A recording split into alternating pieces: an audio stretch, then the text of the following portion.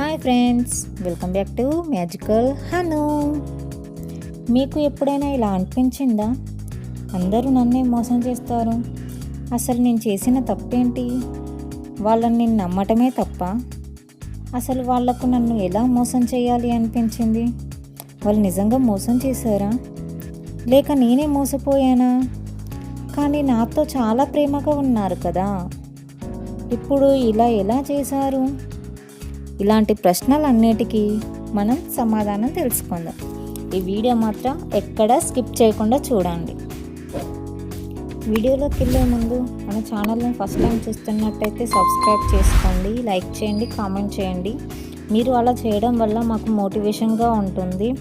ఇంకా ఇలాంటి మరిన్ని ఇంట్రెస్టింగ్ టాపిక్స్తో అయితే మేము ముందుకు వస్తాము.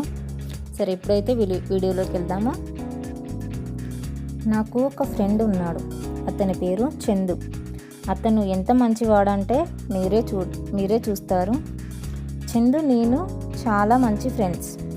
ఎలా అంటే నేను నమ్మే ఒక వ్యక్తి తను. నాకు కేవలం ఫ్రెండు మాత్రమే కాదు, సమయానుసారం ఫ్యామిలీలాగా కూడా మారుతాడు. చందుకి ఒక అతను పరిచయం అయ్యాడు. అతని పేరు రాము. అతన్ని చందు నాకు కూడా పరిచయం చేశాడు. సరే, మీరు మాట్లాడుకోండి అని నేను అక్కడి నుండి వెళ్ళిపోయాను. మరుసటి రోజు నేను, నా ఇంకో ఫ్రెండ్ లత నేను ఒక పని మీద బయటకి వచ్చాము. అక్కడ మాకు రాము ఒక పెద్ద ఆయన్ని బైక్తో గుద్దేసి అసలు వెనక్కి తిరిగి చూడకుండా వెళ్ళిపోయాడు. అది చూసిన లత నేను వెంటనే పెద్దాయన దగ్గరికి వెళ్ళి అతన్ని హాస్పిటల్కి తీసుకొని వెళ్ళాము. డాక్టర్లు చూసి ఏం పర్వాలేదు, ఒకరోజు రెస్ట్ తీసుకుంటే సరిపోతుంది అని చెప్పారు. సరే అని మేము ఆ పెద్దాయన దగ్గరికి వెళ్ళి మాట్లాడాము. ఏంటి తాతగారు, ఎవరు తను, ఎందుకు అలా చేశాడు అని అడిగాము. అప్పుడు తాతగారు ఇలా అన్నారు, నేను వాళ్ళ ఇంట్లో పని చేసేవాడిని. అతను నన్ను ఒకసారి డబ్బులు అడిగాడు, కానీ నా దగ్గర డబ్బులు లేవు. అదే విషయం తనకి చెప్పాను. తను నేను డబ్బులు ఇవ్వలేదు అని ఇలా చేశాడు అని తాతగారు చెప్పారు. అది విన్న లత నేను ఒకరినొకరు చూసుకున్నాము. తరువాత తాతగారిని ఇంట్లో దింపేసి మేము అక్కడి నుండి వెళ్ళిపోయాం. నేను చందుతో రాము చేసిన పని గురించి చెప్పాను, కానీ అప్పటికే చందు రాము మంచి ఫ్రెండ్స్ అయ్యిళ్ళు. నేను జరిగిన విషయం చెప్తే చందు ఇలా అన్నాడు, అయ్యో నువ్వు రాముని అపార్థం చేసుకుంటున్నావు. నాకు ఇదంతా రాము ఎప్పుడో చెప్పాడు. ఆ తాతగారిని హాస్పిటల్కి తీసుకోవడానికి డబ్బులు లేవని భయంతో అక్కడి నుండి వెళ్ళిపోయాడంట. నా దగ్గరకు వచ్చి జరిగింది చెప్పి చాలా బాధపడ్డాడు. ఆ తాతగారిని హాస్పిటల్కి తీసుకెళ్ళాలని డబ్బులు కూడా అడిగాడు. నేను డబ్బులు కూడా ఇచ్చాను అని చందు చెప్పాడు. అది విన్న నాకు అసలు ఏం జరుగుతుందో అర్థం కాలేదు. నేను అక్కడి నుండి వెళ్ళిపోయాను. నాకు ఎదురుగా లత పరిగెత్తుతూ వస్తుంది. అప్పుడు నేను, లత ఏమైంది, ఎందుకు ఇలా పరిగెత్తుకుంటూ వస్తున్నావు అని అడిగాను. అప్పుడు లత చాలా కంగారు పడుతూ ఇలా అంది, చందు వాళ్ళ ఫ్రెండ్ రాముని పోలీసులు తీసుకెళ్తున్నారు అని చెప్పింది. అవునా, ఎందుకు, రాముని ఎందుకు తీసుకెళ్తున్నారు? అప్పుడు లత, తను చాలా మంది దగ్గర ప్రేమగా ఉంటూనే వాళ్ళు కూడబెట్టుకున్న డబ్బులు మొత్తం తీసుకున్నాడంట. అలా రాము చేతిలో మోసపోయిన వాళ్ళు కంప్లైంట్ చేశారంట. అందుకని రామును పోలీసులు తీసుకొని వెళ్తున్నారు. ఒకరోజు చందు కలిశాడు. చందుకి రాము గురించి చెప్దాం అని అనుకునే లోపే చందు ఒక విషయం చెప్పాడు.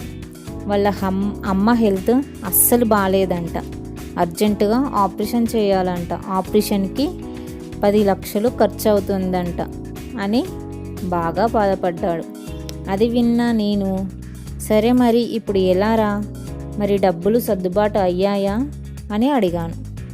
అప్పుడు చందు, నాకు తెలిసిన ఒక అతని దగ్గర అప్పు చేశాను అని చెప్పాడు. సాయంత్రం కల్లా అమ్మకు ఆపరేషన్ చేస్తారు అని చెప్పారు. సరే చందు, జాగ్రత్త, ఇంకా ఏమైనా డబ్బు అవసరం ఉంటే చెప్పరా, నేను నాకు తెలిసిన వాళ్ళని అడుగుతాను అని అన్నాను. అప్పుడు చందు, ఇప్పుడు ఏం అవసరం లేదు, ఈ డబ్బులు సరిపోతాయి అని చెప్పాడు. సరే చందు, జాగ్రత్త మరి అని చెప్పి నేను అక్కడి నుండి వెళ్ళిపోయాను. నెక్స్ట్ డే చందు దగ్గరికి వచ్చాను. అమ్మకు ఆపరేషన్ జరిగిందా, అమ్మ ఇప్పుడు ఎలా ఉంది అని అడిగాను. అప్పుడు చందు, లేదు, నేను ఇంకా హాస్పిటల్లో డబ్బులు కట్టలేదు అని చెప్పాడు. అప్పుడు నేను, ఎందుకు కట్టలేదు, నిన్ననే డబ్బులు సర్దుబాటు అయ్యాయి అన్నావు, మరి ఎందుకు డబ్బులు కట్టలేదు అని అడిగాను. అప్పుడు చందు, లేదే, నేను డబ్బులు కడదామని హాస్పిటల్కు వెళ్తుంటే రాము కలిశాడు. వాళ్ళ అమ్మకి అస్సలు హెల్త్ బాగాలేదంట అని చాలా బాధపడ్డాడు. ఇప్పటికిప్పటికి 10 లక్షలు కావాలి అని అంటున్నాడు. డాక్టర్లు డబ్బులు కడితేనే అమ్మకు ట్రీట్మెంట్ చేస్తాము అని అంటున్నారంట. నా దగ్గరకు వచ్చి రూపాయి కూడా లేదు అని ఏడ్చాడు. అప్పుడు నేను, అమ్మ ఎవరికైనా అమ్మే కదా, అయినా అమ్మకి అలా ఉంటే ఎంత బాధగా ఉంటుందో నాకు తెలుసు. నేను అమ్మకి రేపు సర్దుబాటు ఎలాగైనా చేస్తాను అని రాముకి డబ్బులు ఇచ్చాను. అప్పుడు రాము అన్నాడు, నేను రేపటి కల్లా నీకు ఎలాగైనా డబ్బులు తిరిగిస్తాను అని చెప్పి డబ్బులు తీసుకొని అక్కడి నుండి వెళ్ళిపోయాడు. చందు అలా చెప్తుంటే నాకు చాలా కోపం వచ్చింది. అప్పుడు నేను చందుతో ఇలా అన్నాను, చందు, రాము చెప్పింది అంతా అబద్ధం. రాము నిన్ను మోసం చేయడానికి అలా నాటకం ఆడాడు. రాము ఇలానే చెప్పి అందరినీ మోసం చేస్తున్నాడంట అని చెప్పాను. అప్పుడు చందు, నువ్వు రాముని తప్పుగా అర్థం చేసుకుంటున్నావు. రాము చాలా మంచివాడు, అయినా నీకేం తెలుసు వానికి మంచితనం అని అన్నాడు. అలా మాట పెరిగి చందుకు నాకు పెద్ద గొడవ జరిగింది. నేను అక్కడి నుండి కోపంతో వెళ్ళిపోయాను. చందుతో మాట్లాడటం లేదు. మరుసటి రోజు లత మా ఇంటికి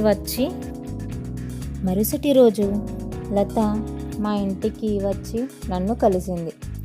చందు చాలా ఏడుస్తున్నాడు అని చెప్పింది. అప్పుడు నేను, ఎందుకు అని అడిగాను. అప్పుడు లత, వాళ్ళ అమ్మకి చాలా సీరియస్గా ఉందంట అని అంది. అదేంటి, రాము డబ్బులు ఇవ్వలేదా? లేదే, రాము అసలు కనిపించడం లేదంట. వాళ్ళ ఇంటికి వెళ్ళి చూస్తే కూడా లేడంట, ఫోన్ కూడా కలవటం లేదంట. చందు బాగా ఏడుస్తున్నాడే అని చెప్పింది.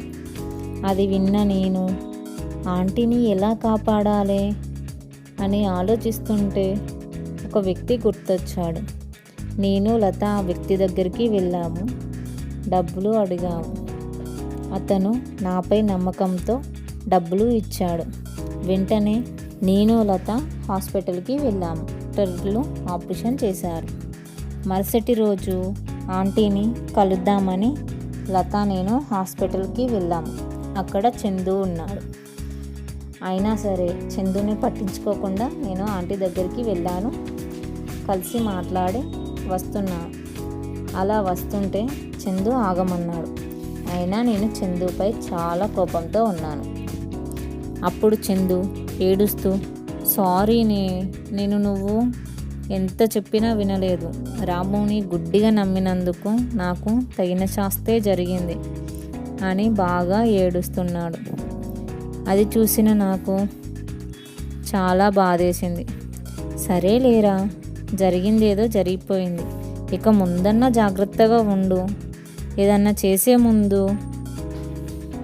చేసేటప్పుడు ముందు వెనుక ఆలోచించు అని చెప్పి వెళ్ళిపోయాను. కానీ మరుసటి రోజు చందు నా దగ్గరికి వచ్చి, రాముని నేను చాలా నమ్మానే, కానీ ఇలా చేస్తాడు అనుకోలే, మమ్మీకి హెల్త్ బాగలేదు అనే విషయం ముందుగా రాముకే తెలుసు.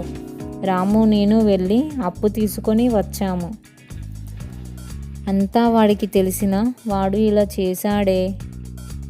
ఏంటి, ఈ విషయం రాముకి ముందే తెలుసా?